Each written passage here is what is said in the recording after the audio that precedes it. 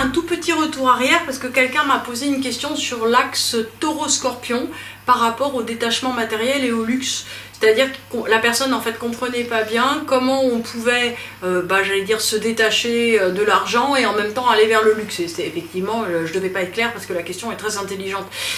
Donc l'idée, si vous voulez, c'est que quand on a un nœud sud taureau, donc c'était le deuxième acte dont on a parlé, quand on a un nœud sud taureau, l'idée c'est de ne pas chercher à accumuler des choses mortes ou à accumuler des choses, si vous voulez, qui, d'une certaine manière, offrent des garanties pour la suite, permettent, on va dire, d'édifier un capital, un patrimoine, etc., et qui rassurent, et des choses, si vous voulez, qui font qu'ensuite de ça, on hésite à dépenser. Le nœud nord scorpion est un nœud nord dispendieux qui adore dépenser pour des choses inutiles, faire des spectacles de feux d'artifice, claquer le prix d'une maison dans une promenade en barque avec ses amis, et ainsi de suite. Si vous voulez, le nœud nord scorpion a besoin, en fait, qu'il y ait une énorme circulation, et il a besoin de pouvoir acheter 10 000 € un sac pour se sentir bien.